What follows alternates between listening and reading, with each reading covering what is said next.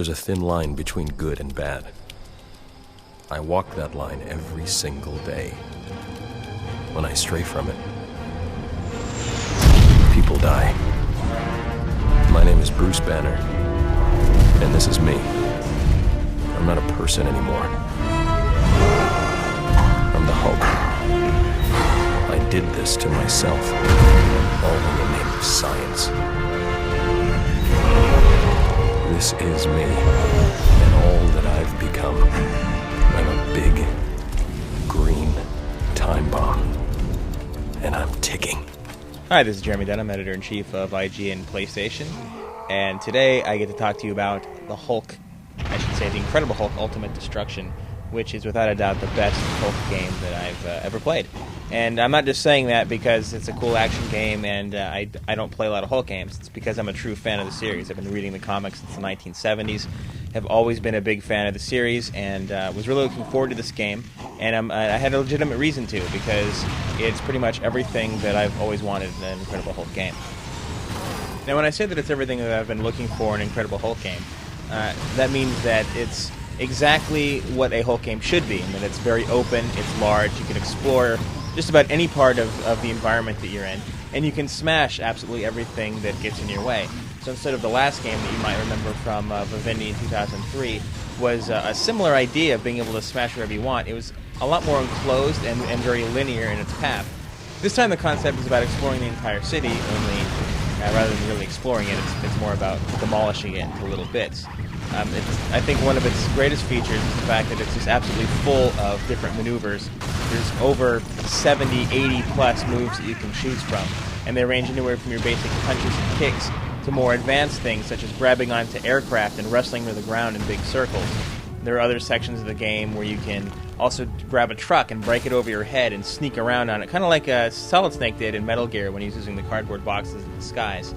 And there's all sorts of cool little features that you can do from within the game that allows the Hulk to basically be himself and explore the environments the way that you've always wanted him to do it. Another important key to the way the gameplay works is what's called weaponization. And with weaponization, it's moves that you can earn as the game progresses that allows you to take existing items and break them and then use them in ways that you wouldn't normally think of. Well, eventually you can find big crane trucks, bust them, and use the chains as a ball and chain device. You can take buses and smash them, use them as shields, and then surf around the city with them. There's all sorts of things that you can do with that, including eventually being able to grab Hulkbuster robots and smash them and use them as a kind of a pile driver explosive device later on. There's really no limit to what the Hulk can do. But that's what the Incredible Hulk is all about. It's about using those moves, using the arsenal to the best of your ability. And it's because of that it kind of overshadows one issue that I really did have with the game, and that's kind of the somewhat repetitious stage design. For the most part, you only have two to choose from, a large city, and you have the Badland, which is the desert. And there's a couple of other little places you can go that I won't really reveal because it'll give too much about the story away. In the end, the Hulk wins, but it's something I definitely would have liked to have seen a little bit better designed for.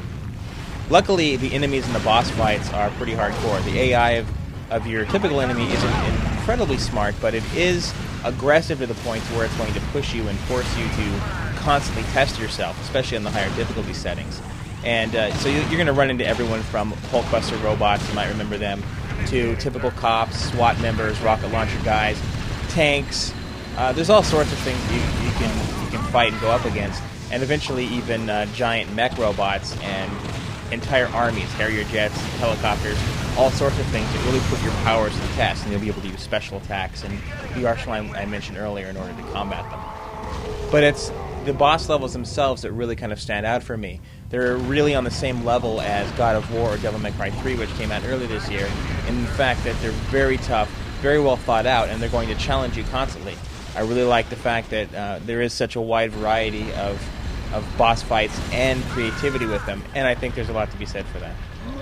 But even if you get tired of the boss fights, there's still a lot to do in the Hulk. There's a whole bunch of things to uncover and unlock, hidden comic books. You definitely have a solid comic book game. My only real qualm in that area is that the presentation could have been a little bit better in terms of telling the story, because as strong as it is, it never really goes beyond a couple of black screens with green text that you just have to scroll through, and occasionally you'll get a few cutscenes that kind of move the action along for you, but it would have been great if it would have been like that all the time as opposed to constant flash screens. But all my complaints are really just nothing more than nitpicks. As a diehard Hulk fan, I enjoyed the game thoroughly. I thought it was excellent. I would like nothing more than be playing it right now, actually. And even though it's not the greatest action game available on any of the systems, PS2, Xbox, or GameCube, it's definitely one of the stronger ones this year. And when you throw in a bunch of the other little things like progressive scan, widescreen mode, terrific sound effects, then you have what makes for a really terrific Hulk game. And I really don't have anything else to tell you other than it's definitely worth your time, and you should go out there and check it out as soon as you can. Hulk smash.